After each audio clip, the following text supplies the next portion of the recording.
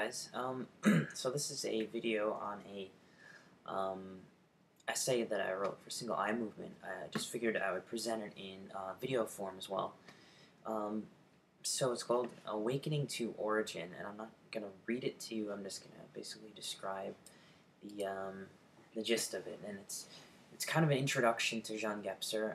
If you're not familiar who Jean Gebser is, he was an intellectual mystic, and I call him that because he is extremely intelligent and is able to provide great critiques and great analysis of all these different aspects of culture and philosophy and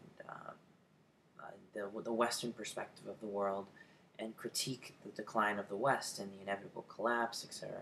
So he was kind of ahead of his time because he was talking about a lot of the problems that we'd be having now and today back then, because, well, I mean, he lived during World War II and a couple years afterwards. I think he died in 1980 or something to that degree, or 1970s. So he was around for a while, and he saw what the extremely industrial, mechanic, intellectual perspective can do if left unchecked, and how it had particular downfalls and dimensions to it. Although the Western, when a culture is born, it has a flowering period and often a decline. In the history of the West, our flowering period has been because of the way we relate to the world. We see the world as an objective it, which we can manipulate and understand and get something out of and get information from. So we've been very successful scientifically and industrially and economically for many of these reasons. But the shadow side to that, and I wrote in the essay, for every dawn there casts a long shadow, and for the West, the long shadow has been the after effects of seeing the world as a machine and seeing the world purely through the intellect and deconstructing it and seeing it too rationally. The mode of consciousness is too abstract, even though it can get things done concretely, and we can build these magnificent machines that plowing down rainforests. It disconnects people from their environment because it kind of creates a nice little illusion of, look at my own room, all of these things were built by people, probably a lot of poor people. The food we eat is definitely not healthy in the way it is mass-produced. So there's all these things that we're interconnected with and we don't even realize. And our mode of consciousness, the culture itself, doesn't emphasize that because it's a blind spot in it. So as powerful as we are, there is a huge shadow side to capitalistic industrial culture, or just even industrialization anyway. And not to mention the huge downsides of the environment. We can't just invent our way out of it. There's so much money and science going into inventing ways to keep doing what we're doing. But luckily today, we're inventing and investing more in alternative energies and new technologies and new ways to relate to each other, so things are changing. During Gebser's time, he was watching the decline. So he was kind of the mystic prophet intellectual saying, look what's going on here. This civilization is at the end. There is something new that's going to appear from it. Out of the old and out of the chaos of the collapse, something new emerges. So for him, the mental rational structure would collapse. And from that would be the integral structure, which, now to give you a little background, he has categorized not only our culture, the Western culture, but previous ages too. There's mythic, there's magic, and then there's archaic. And he emphasizes that these are not really meant to be seen as a developmental ladder. They are not meant to be seen very rigidly. They're just conveyed because of convenience sake. I have no other way to describe this. So I'm going to list it. So he lists the stages or structures of consciousness.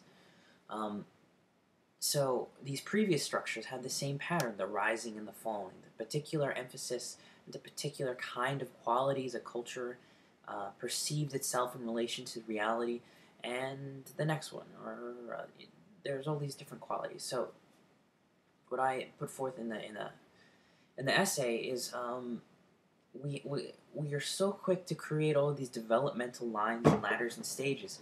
So why not try instead to convey the same kind of development, the same kind of growth, and meaning in the evolution of consciousness, or the development of consciousness, in a different way, in a way that isn't so dependent on stages and structures, because that misses a very, very important qualitative dimension, because our ancestors, they were as sophisticated as we are, and in some cases, some might argue more sophisticated, and had more of a sense of connection to the world.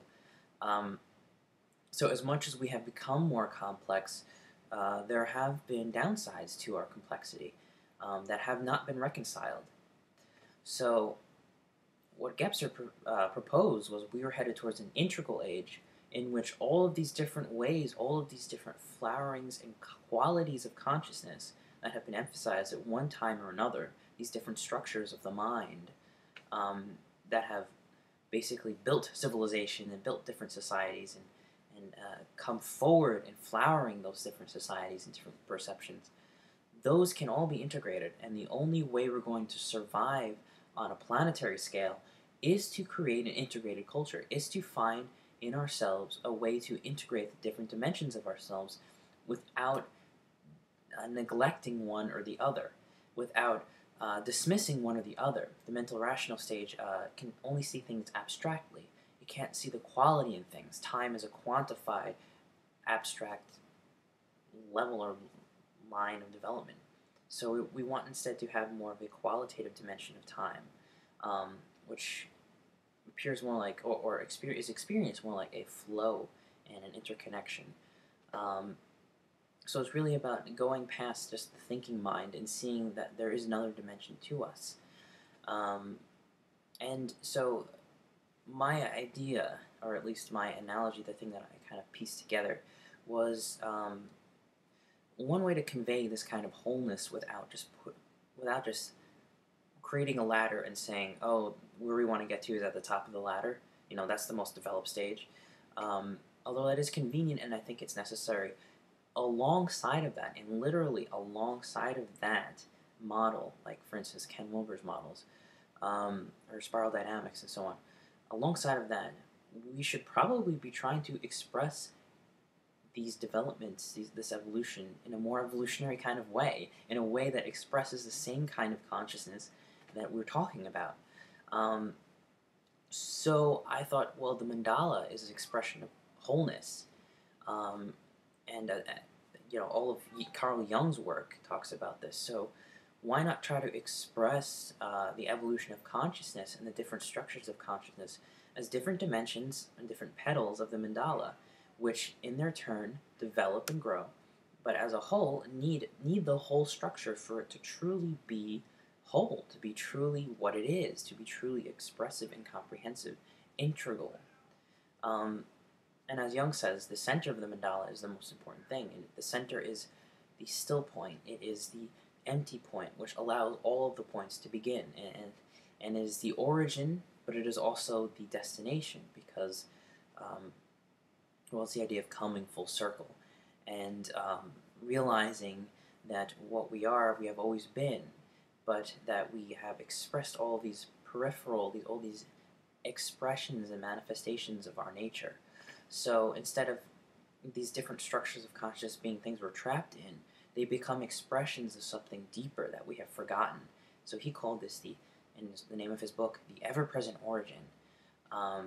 So I see very, very, very, very similar dimensions between understanding Carl Jung and the process of individuation, which is basically the process of maturity and growth and going back towards centering oneself in the formless dimension of themselves and integrating the form. And Gebser's the integration of human consciousness. So I thought, well, these things work very well together. They complement each other, because instead of having some kind of developmental line that we need, we can now understand things perhaps more intuitively, more creatively, and in a way that is more likened to the consciousness that we're talking about. Anyway, that is Awakening to Origin. Thank you for listening.